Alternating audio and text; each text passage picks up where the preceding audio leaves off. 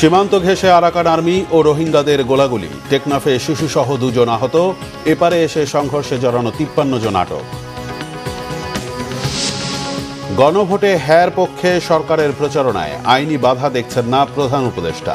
আইন শৃঙ্খলা পরিস্থিতি যথেষ্ট ভালো, দাবি প্রেস সচিবের। ধর্মের দোহাই দিয়ে ভোট চাওয়ার তীব্র সমালোচনা বিএনপির। নেতারা বললেন, নির্বাচন গণতন্ত্র পুনরুদ্ধারের পথ। আপিলে বগুড়ায় মান্নার মনোনয়ন বৈধ, জাপা এবং এনডিএফ কেন নির্বাচনে অবৈধ নয় জানতে চেয়ে রুল জারি। দেখছিলেন ক্রাউন সিমেন্ট সংবাদ শিরোনাম, এবার বিস্তারিত। কক্সবাজারের টেকনাফে ওয়েকাং সীমান্তের ওপারে মিয়ানমারের বিদ্রোহী গোষ্ঠী আরাকান আর্মি ও রোহিঙ্গা সশস্ত্র গোষ্ঠীর সংঘাতের জেরে ছোড়া গুলিতে আহত হয়েছে এক বাংলাদেশি শিশুসহ 2 জন।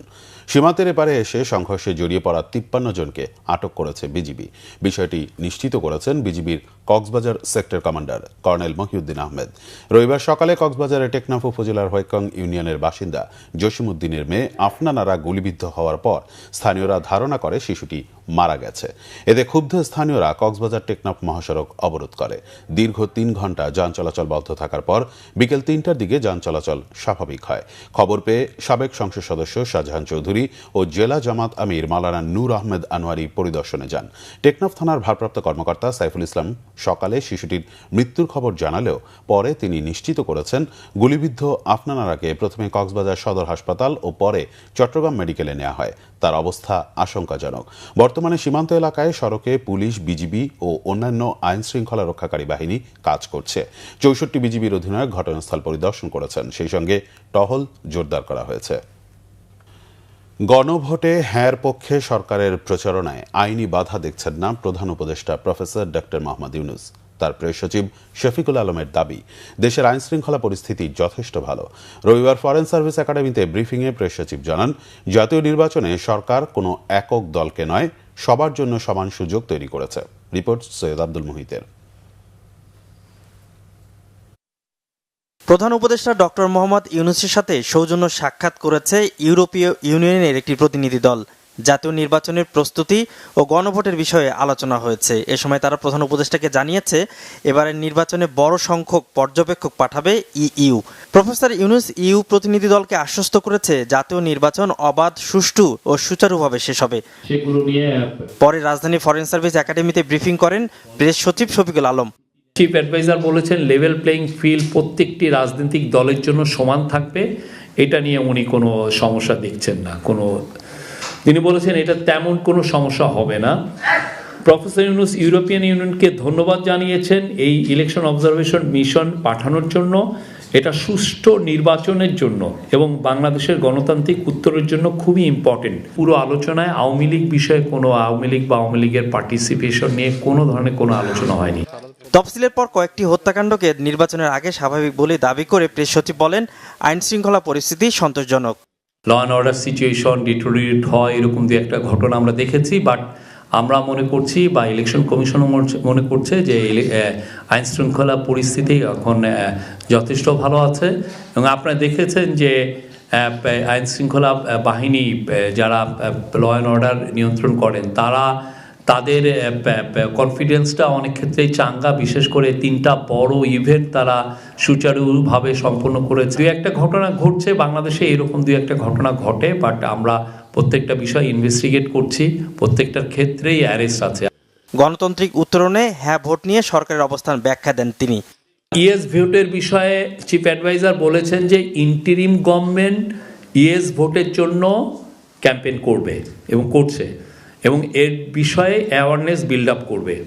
এ বিষয়ে ইন্টারিম গভর্নমেন্ট লিগাল ওপিনিয়ন নিয়েছিল এবং এই টপ লিগাল এক্সপার্টরা বলেছেন যে বিষয়ে কোনো লিগাল প্রতিবন্ধকতা নাই। এছাড়া প্রধান উপদেষ্টার সাথে সাক্ষাৎ করেছেন জাপানের সাবেক প্রধানমন্ত্রী শিনজো অ্যাবের সহধর্মিণী। সাক্ষাতে মার্চে প্রধান উপদেষ্টার জাপান সফরের কথা উল্লেখ করা হয় সংবাদ ব্রিফিংয়ে। সৈয়দ আব্দুল মুহিত, বাংলা ভিশন, ঢাকা। সংস্কার ও ক্ষমতার ভর জনগণের কাছে নিতে চাইলে নাগরিকদের গণভোটে অংশগ্রহণ করতে হবে। মন্তব্য করেছেন তথ্য সম্প্রচার উপদেষ্টা সৈয়দা রিজওয়ানা হাসান।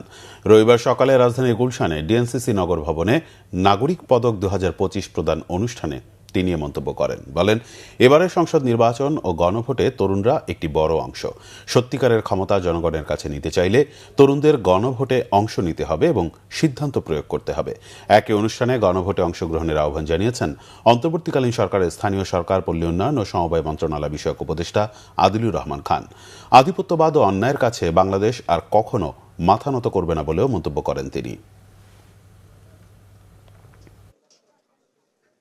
বাংলাদেশের ক্ষমতার যে ভারটা আছে সেই ভারটাকে শাসক গোষ্ঠীর থেকে জনগণের দিকে বাঁক খাওয়ানোর একটা সিদ্ধান্তের সময় এই গণভোটে অবশ্যই সকলে অংশ নেবেন এবং যদি সত্যি সংস্কার চান তাহলে উত্তরটা আমাদেরকে হ্যাঁ বলতে হবে। যদি আমরা আবারও গুম, বিচার বহির্ভূত হত্যাকাণ্ড, নির্যাতন এবং আয়নাঘরের দিনগুলোতে ফিরে যেতে না চাই, আমাদের গণভোটের পক্ষে অবস্থান নিতে হবে, ভোট দিতে হবে এবং পছন্দের গণপরিষদ সদস্য নির্বাচিত করতে হবে। আপিল শুনানিতে বগুড়া 2 আসনে মনোনয়নের বৈধতা পেয়েছেন নাগরিক ঐক্যের সভাপতি মাহমুদুর রহমান মান্না। শনি, রবি 2 দিনে 140টি আপিল আবেদনের শুনানি হয়েছে। এর মধ্যে বৈধতা পেয়েছে 109টি। এদিকে সশস্ত্র বাহিনী সহ 16 বিভাগ ও সংস্থার সঙ্গে আইনশৃঙ্খলা সংক্রান্ত সমন্বয় সভা করেছে নির্বাচন কমিশন। নির্বাচনী মাঠে সহিংসতা ঠেকাতে আরও জোরালো ভূমিকা রাখতে মাঠ প্রশাসনকে নির্দেশ দিয়েছে ইসি। রিপোর্ট আসমা আক্তার নূপুরের। আসন্ন গণভোট ও সংসদ নির্বাচনে রিটার্নিং কর্মকর্তাদের দেয়া আদেশের বিরুদ্ধে করা আপিলের দ্বিতীয় দিনের শুনানি আগারগাঁয়ের নির্বাচন ভবনের অডিটোরিয়ামে প্রধান নির্বাচন কমিশনার এএমএম নাসির উদ্দিনের সভাপতিত্বে সকাল 10টার পর শুরু হয় শুনানি, চলে বিকেল 5টা পর্যন্ত। দ্বিতীয় দিনের শুনানিতে প্রার্থিতা ফিরে পেয়েছেন নাগরিক ঐক্যের সভাপতি মাহমুদুর রহমান মান্না। প্রার্থিতা ফিরে পেয়ে সাংবাদিকদের জানান সামান্য কারণে তার মনোনয়ন বাতিল করা হয়েছিল। রিটার্নিং কর্মকর্তারা যে যাচাই বাছাইয়ের নামে ক্ষমতা দেখিয়ে যোগ্য প্রার্থীদের মনোনয়ন বাতিল করেছে তা নির্বাচন কমিশনের এই রায়ে প্রমাণিত বলে মন্তব্য তার। যাচাই বাছাই করা হয় প্রার্থীদের বাদ দেবার জন্য নয়, বরঞ্চ তাদের কোনো ভুল ত্রুটি হলে সেটা সংশোধন করে যাতে তাদেরকে নির্বাচনী প্রক্রিয়ার মধ্যে রাখা যায়।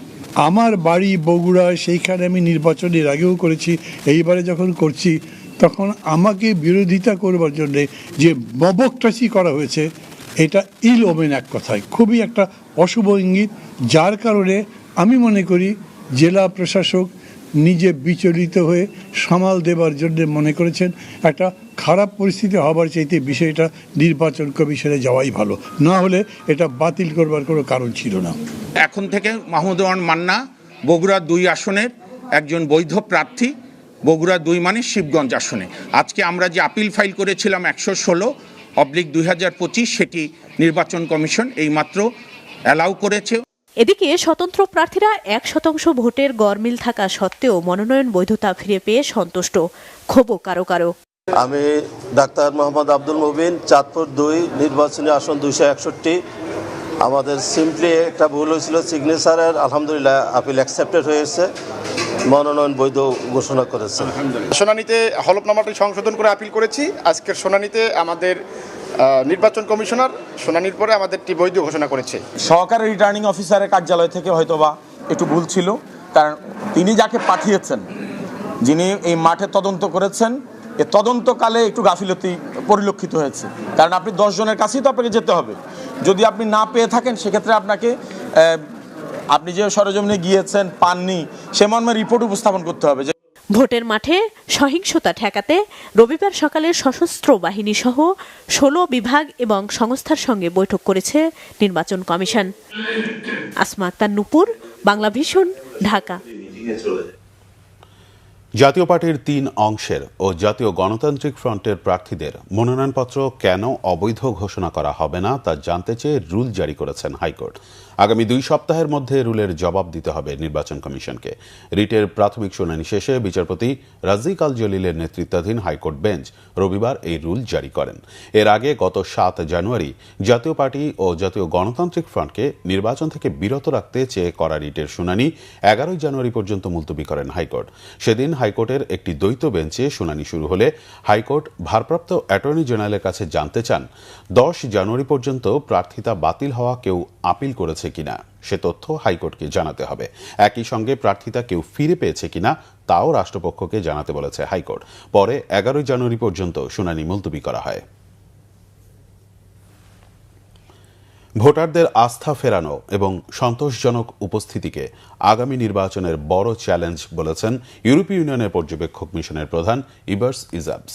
আসন্ন নির্বাচন অবাধ, বিশ্বাসযোগ্য ও অন্তর্ভুক্তিমূলক হয় কিনা তারা তা দেখবেন বলে জানিয়েছেন। লেভেল প্লেইং ফিল্ড আছে কিনা তাও পর্যবেক্ষণ করবেন। রিপোর্ট ইমরুল কায়েসার। বাংলাদেশের আসন্ন সংসদ নির্বাচন পর্যবেক্ষণ করছে ইউরোপীয় ইউনিয়নের পর্যবেক্ষক দল। এ নিয়ে রাজধানীর একটি হোটেলে সংবাদ সম্মেলন করেন পর্যবেক্ষণ মিশনের প্রধান ইবার্স ইজাবস। জানান, ইউ সবসময় পার্টনার দেশগুলোর নির্বাচন পর্যবেক্ষণ করে। এর অংশ হিসেবে গণতান্ত্রিক প্রক্রিয়া ও মূল্যবোধকে সমুন্নত রাখতে বাংলাদেশের নির্বাচন পর্যবেক্ষণ করছে বলে জানান মিশন প্রধান। জনগণের আস্থা অর্জন করাই এই নির্বাচনের বড় চ্যালেঞ্জ। বিভিন্ন দল, সরকার, নির্বাচন কমিশন ও অংশীজনদের সাথে আমরা দেখা করেছি। সবাই বাংলাদেশে একটি বিশ্বাসযোগ্য নির্বাচন আয়োজনের কথা বলেছে। 2008 সালের পর বাংলাদেশে কোনো বিশ্বাসযোগ্য নির্বাচন অনুষ্ঠিত হয়নি। আমরা অবাধ, বিশ্বাসযোগ্য এবং অন্তর্ভুক্তিমূলক নির্বাচন অনুষ্ঠিত হয় কিনা তা পর্যবেক্ষণ করব। অন্তর্ভুক্তি বলতে সব নাগরিক, যেমন সংখ্যালঘু, নারী, ক্ষুদ্র জাতিসত্তা সহ সকল নাগরিক ভোট দিতে পারছে, এটা বোঝাচ্ছে। তিনি জানান, জাতীয় আইন, আঞ্চলিক ও আন্তর্জাতিক মানদণ্ড অনুসারে ইউ মিশন নির্বাচন পর্যবেক্ষণ করবে। হস্তক্ষেপ করবেন না নির্বাচনের কোনো বিষয়ই। আইন শৃঙ্খলা বাহিনীর ভূমিকা নির্বাচনের লেভেল প্লেইং ফিল্ড বাংলাদেশ সহ সব দেশের জন্য বড় ইস্যু। আমরা এসব বিষয়ে মনোযোগ দিচ্ছি, পর্যবেক্ষণ করছি। কর্তৃপক্ষ পক্ষপাতহীন ভূমিকা রাখছে কিনা তা আমরা পর্যবেক্ষণ করব। প্রার্থীদের প্রচার প্রচারণা, গণমাধ্যম স্বাধীনভাবে কাজ করতে পারছে কিনা, প্রার্থীদের বাছাই প্রক্রিয়া, আমরা সবকিছুতে নজর রাখছি। নির্বাচনের পর 14 ফেব্রুয়ারি প্রাথমিক পর্যবেক্ষণ প্রতিবেদন এবং 2 মাস পর চূড়ান্ত প্রতিবেদন প্রকাশ করবেন বলে জানান ইউ প্রধান পর্যবেক্ষক। ইমরুল কায়েস, বাংলা ভিশন, ঢাকা। দাফনের 12তম দিন রবিবারও বেগম খালেদা জিয়ার সমাধিতে মানুষের ঢল। শ্রদ্ধা জানান বিএনপির বিভিন্ন স্তরের নেতাকর্মীর পাশাপাশি সাধারণ মানুষও। শ্রদ্ধা জানাতে গিয়ে বিএনপি জোট মনোনীত প্রার্থী সাইফুল হক বলেন, দলীয় গণ্ডি ছাড়িয়ে আধিপত্য বিরোধী মানুষের অনুপ্রেরণায় বেগম জিয়া চিরস্মরণীয় হয়ে থাকবেন। রিপোর্ট ওমর ফারুকের। রবিবারও অশ্রুসিক্ত চোখ আর নীরব প্রার্থনার সাক্ষী জিয়া উদ্যান। বেগম জিয়ার সমাধির পাশে দাঁড়িয়ে নীরবে দোয়া। ঢাকার আশেপাশের বিভিন্ন জেলা থেকে দলে দলে মানুষ ছুটে আসছেন প্রিয় নেত্রীর শেষ ঠিকানায়, কেউ একা, কেউ পরিবারের সদস্যদের নিয়ে। অনেকের চোখে পানি, কণ্ঠ ভারী, তাদের স্মরণে গণতন্ত্র প্রতিষ্ঠায় বেগম জিয়ার দীর্ঘ আপসহীন সংগ্রামের কথা। উনি সবসময় আমাদের হৃদয়ে ছিলেন, আছেন এবং থাকবেন। আমরা সবসময় ওনাকে ধারণ করেই আমাদের পথ চলা। প্রেসিডেন্ট জিয়া এবং ম্যাডাম জিয়ার প্রতি আমার একটা গভীর আত্মার টান এবং যে রেসপেক্ট, সেটা আমি ব্যাখ্যা করতে পারবো না। সেজন্য আমার ইংল্যান্ড থেকে আসা ওনাকে শ্রদ্ধা জানাতে। বেগম জিয়ার আজকে এই কবরস্থানে সমাধিতে মানুষে দল মত নির্বিশেষে দোয়া করার জন্য ছুটে আসছেন দূর দূরান্ত থেকে। দুপুরের দিকে শ্রদ্ধা জানান টাঙ্গাইল জেলার মির্জাপুর উপজেলা বিএনপি নেতাকর্মীরা। বিএনপি মনোনীত টাঙ্গাইল 7 আসনের প্রার্থী আবুল কালাম আজাদ সিদ্দিকী বলেন, খালেদা জিয়ার দেখানো পথেই গণতন্ত্র প্রতিষ্ঠায় কাজ করার প্রত্যয় তাদের। শ্রদ্ধা জানাতে এসে বিএনপি জোট মনোনীত ঢাকা 12 আসনের প্রার্থী সাইফুল হক বলেন, কেবল বিএনপি নয়, আধিপত্য বিরোধী মানুষের কাছে অনুপ্রেরণা হয়ে থাকবেন খালেদা জিয়া। অপূরণীয় ক্ষতি হয়েছে, শুধু দলের নয়, দেশের অপূরণীয় ক্ষতি হয়েছে। আমরা আমাদের নেত্রী, আমাদের মা বেগম খালেদা জিয়ার জন্য দোয়া করব। আল্লাহর দরবারে আল্লাহ যেন আমাদের মা, আমাদের নেত্রীকে বেহেশতের সর্বোচ্চ মাকাম দান করেন। বেগম খালেদা জিয়ার তার যে লড়াই, সেই লড়াইটা কেবলমাত্র বিএনপি না, দেশের কোটি কোটি গণতন্ত্রকামী মানুষ, দেশের স্বাধীনতাকামী মানুষ, সার্বভৌমত্বকামী যে মানুষ, একটা আধিপত্যবাদ বিরোধী যে মানুষ, সেই কোটি কোটি মানুষকে উদ্বুদ্ধ করেছে, অনুপ্রাণিত করেছে। বেগম জিয়ার সমাধিতে শ্রদ্ধা জানাতে আসা মানুষের এই উপস্থিতি জানান দিচ্ছে তিনি ছিলেন বাংলাদেশের প্রশ্নে আপসহীন নেত্রী। শ্রদ্ধা জানাতে আসা নেতৃবৃন্দরা বলছেন আগামীর বাংলাদেশে গণতন্ত্র উত্তরণে বেগম জিয়ার দেখানো পথেই হাঁটবেন তারা। ওমর ফারুক, বাংলা ভিশন, ঢাকা। যারা ধর্মের দোহাই দিয়ে মানুষের বিরুদ্ধে অপবাদ দিয়ে ভোট চায় তাদের ভোট না দেওয়ার আহ্বান জানিয়েছেন বিএনপির স্থায়ী কমিটির সদস্য মির্জা আব্বাস। বেগম খালেদা জিয়ার রুহের মাগফিরাত কামনায় রবিবার রাতে জাতীয়তাবাদী ওলামা দল ও শাহবাগ থানা ঢাকা মহানগর দক্ষিণ আয়োজিত দোয়া ও তাফসিরুল কোরআন মাহফিলে একথা বলেন তিনি।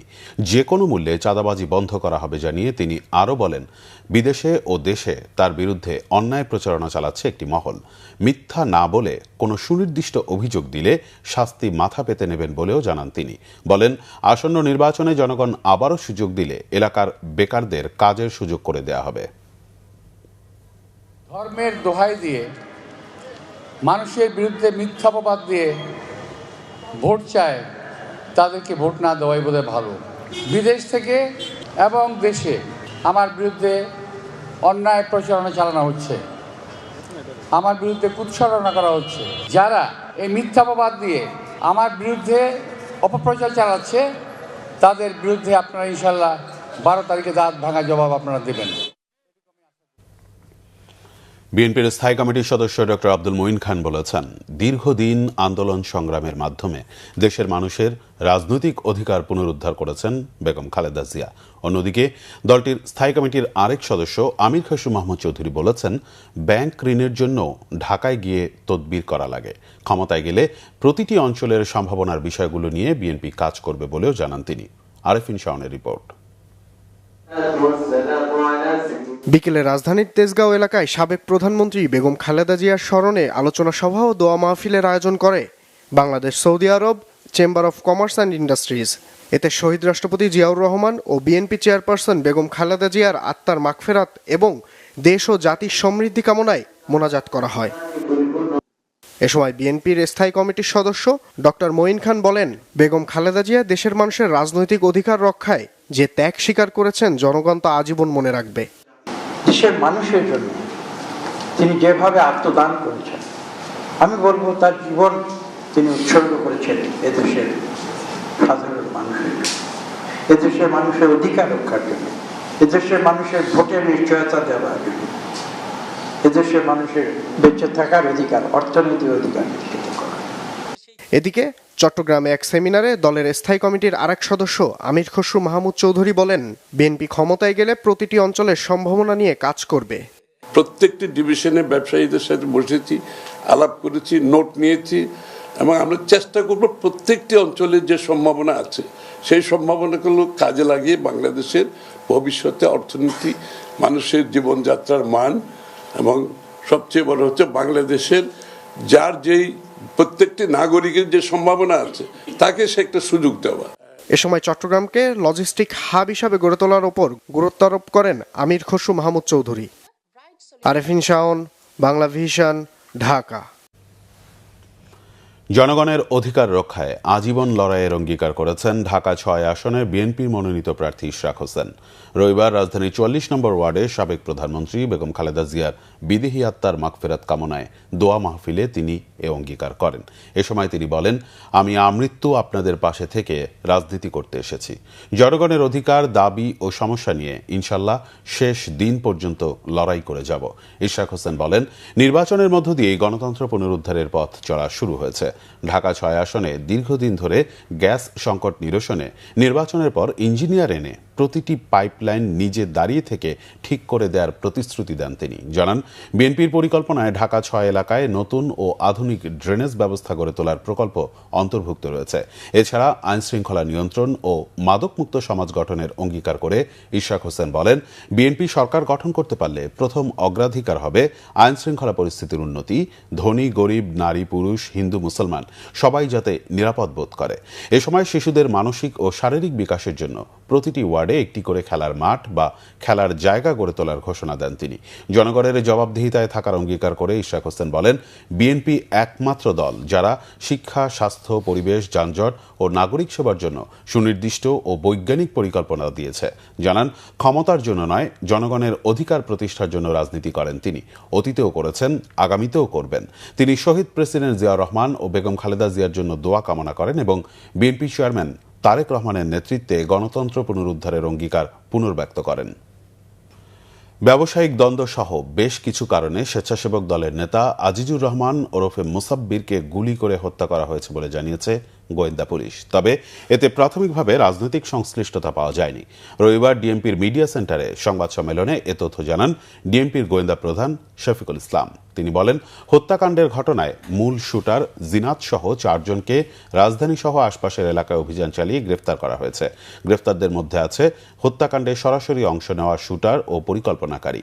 প্রাথমিক ধারণা, ব্যবসায়িক দ্বন্দ্ব ও ব্যক্তিগত কোন্দলের কারণেই আজিজুর রহমান ওরফে মুসাব্বিরকে হত্যা করা হয়েছে। ডিবির অতিরিক্ত কমিশনার শফিকুল ইসলাম বলেন, চাঁদাবাজি বন্ধে কর্মসূচি সহ নানা ইস্যুতে সরব ছিলেন মুসাব্বির। পুলিশ বলছে, হত্যার ঘটনায় একই পরিবারের 3 ভাই অংশ নিয়েছে। 2 জন গ্রেফতার হলেও রহিম নামে আরেক শুটার এখনো পলাতক। জিনাত পিতা আব্দুর রশিদ, তাকে গ্রেফতার করা হয়। ঘটনার মূল সমন্বয়কারী মোহাম্মদ বিল্লাল হোসেন পিতা শহীদুল্লাহ, তাকে গ্রেপ্তার করা হয়।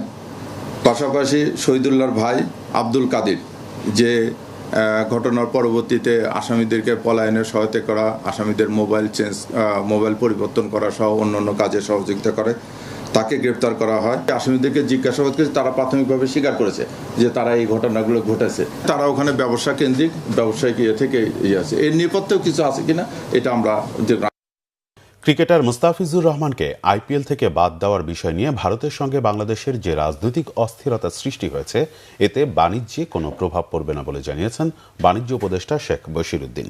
রবিবার বাণিজ্য মন্ত্রণালয়ে এক বৈঠক শেষে সাংবাদিকদের তিনি কথা বলেন। শেখ বশিরউদ্দিন বলেন, বাণিজ্য উদারীকরণের জন্য শর্ত শিথিল করে আমদানি নীতি আদেশ জারি করা হচ্ছে। মন্ত্রিপরিষদে এ প্রস্তাব উপস্থাপন করা হবে। বাণিজ্য উপদেষ্টা আরও বলেন, উদার বাণিজ্যে বিশ্বাস করে সরকার, তাই বাণিজ্য সহজীকরণের চেষ্টা চলছে বলেও জানান তিনি।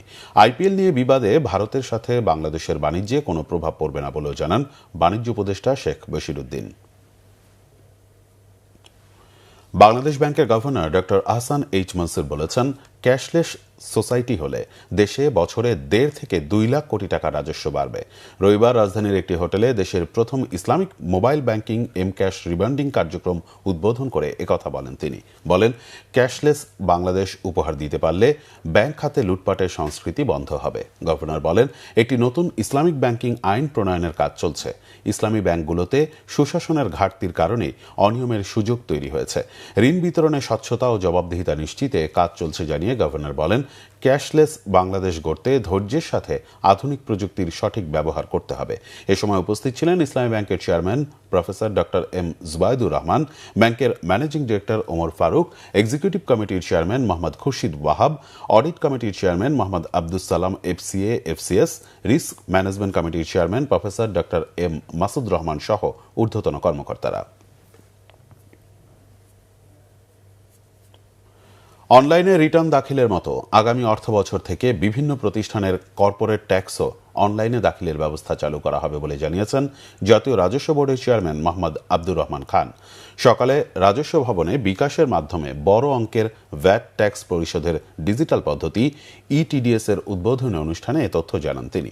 উদ্বোধনী দিনে ভ্যাট ট্যাক্স মিলিয়ে প্রায় 100 কোটি টাকার কর পরিশোধ করেন কর্পোরেট করদাতারা। এমএফএস প্রতিষ্ঠান বিকাশের মার্চেন্ট পেমেন্টের মাধ্যমে এই কর সরাসরি পরিশোধ করেন তারা।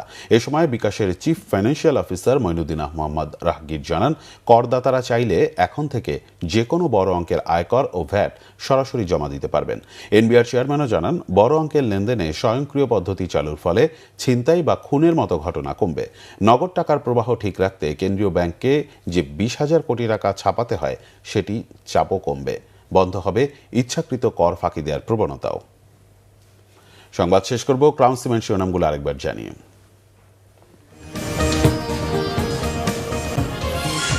সীমান্ত ঘেঁষে আরাকান আর্মি ও রোহিঙ্গাদের গোলাগুলি, টেকনাফে শিশুসহ 2 জন আহত, এপারে এসে সংঘর্ষে জড়ানো 53 জন আটক।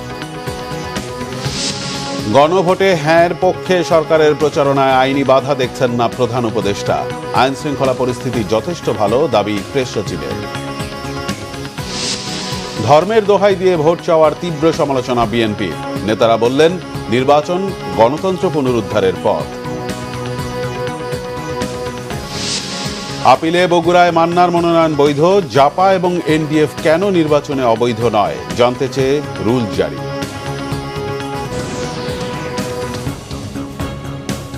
এই ছিল এখনকার মতো। পরের সংবাদ সকাল 10টায়, এর আগে 9টায় রয়েছে নিউজ ক্যাপ্টেন। দেখার আমন্ত্রণ রইল। এতক্ষণ সাথে থাকায় ধন্যবাদ।